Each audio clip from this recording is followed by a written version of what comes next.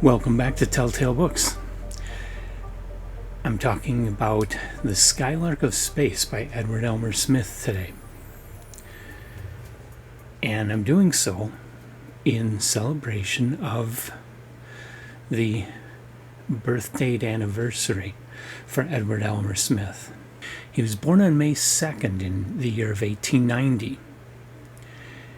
And he was born in Sheboygan, Wisconsin, where I have my home. He died on August 31st, 1965. Edward Elmer Smith is important as the founder of space opera. There were science fiction adventure stories, even stories that took place on other worlds like Mars, before Smith wrote The Skylark of Space, but nobody had ever gone into the solar system or gone out to other stars before Smith.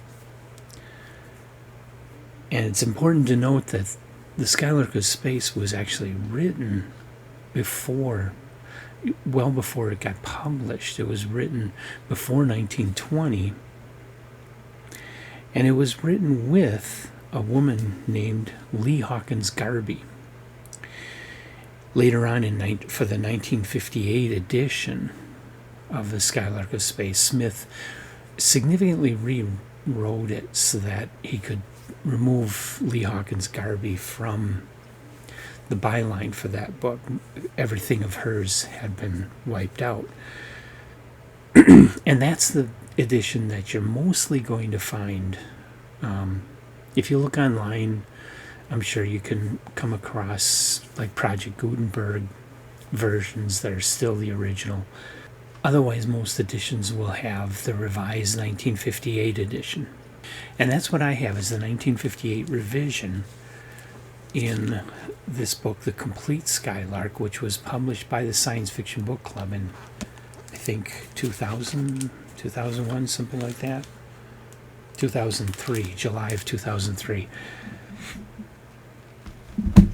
So I didn't read The Complete Skylark, I just read The Skylark of Space. That's all I had time to fit in. I do want to go on and read the other 4 novels of the series, and I want to go on and read all the Lensman novels. So The Skylark of Space, what is it about? You have a research scientist working in a laboratory. I believe it's a government laboratory. And he accidentally applies this chemical to a rod of copper, and the rod flies through the brick wall and off in a straight line out of the Earth's atmosphere, at an extremely high rate of speed. Further experimental tests, he finds out that what's happening is a complete but chemical conversion. Well, it's an atomic conversion, but without radioactivity or anything, of the copper into energy. 100% complete mass converted into energy.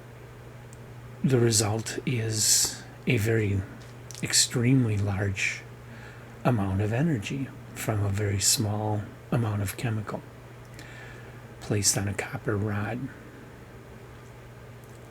So he realizes the implications for power generation and for travel in this compound he stumbled upon. So he manages to get it freed from the government to where he can use it, and he joins forces with a friend who has huge amounts of money, and they set out to build a spaceship. Now there's a rival researcher in the lab next door that catches wind of this, and this guy's not very nice. His last name's Duquesne. He wants to steal everything, and he's willing to kill people to get it, because the person who would control this substance controls all the power on the planet. So he is successful at stealing some, and he kidnaps the first researcher's girlfriend and build his own version of the spaceship. The girlfriend is struggling with one of his goons and causes the spaceship to go at speeds well beyond the speed of light into the universe. Fortunately, the first researcher put something on Dukeen that would allow him to track him no matter where he goes. And so he and his friend get in their spaceship and follow. And so then they visit different planets, ultimately becoming liberators and heroes of one group of beings on one of the planets before they finally return to Earth. So it's an adventure story. There's no philosophical meaning to any of this. It's just fun adventure, and it's multiple adventures. It's like a number of stories going on here within a larger story of getting lost in space and wanting to return. One interesting side note is there's a portion when they're out in space where Dukeen's spaceship gets trapped in the gravitational field of a dead star, a black star, which has an extreme gravitational field. Stops short of exactly describing a black hole, but boy does Smith come close. It seems more like a neutron star, but not quite a neutron star, more like a black hole. Anyway, I thought that was really interesting that in the 1920s, Smith was just speculating and came up with something very, very, very similar to a black hole. So this is space opera, and if you've seen my other videos where I talk about space opera and refer to Star Wars and how Star Wars really isn't, from a standpoint of scripting and acting, it really isn't that great of a movie. There's a lot of things you could criticize about it. The same goes for this, but just like Star Wars, it has that same level of fun. It's just fun. This isn't great. This isn't high literature, but it's damn good fun. It's a good fun adventure. It's a light adventure. It's definitely appropriate for YA audiences. There is a little bit of romance and almost sex in it, but nothing that is too dirty for teenagers. It was definitely clean enough for the 1920s. And it is first. There was never anything quite like this before this. It was the first and paved the way, appearing in Amazing Stories in the August to October 1928 issues. So very shortly after Amazing Stories got its start, this story landed in it.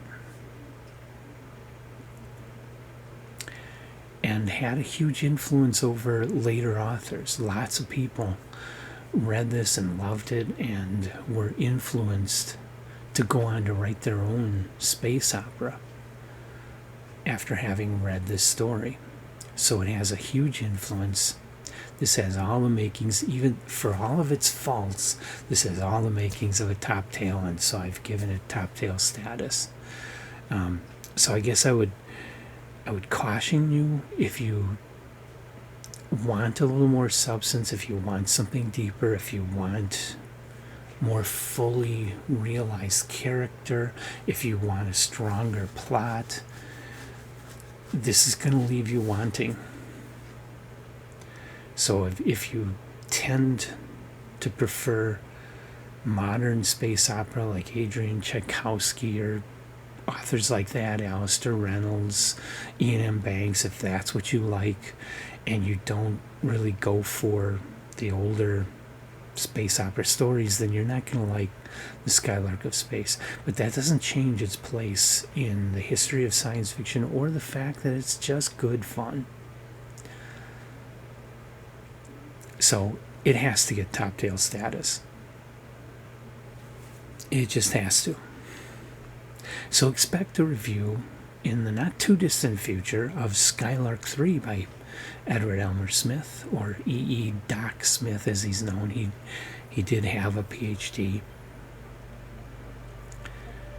And like us and subscribe to us, leave your comments, and I will see you in the next video.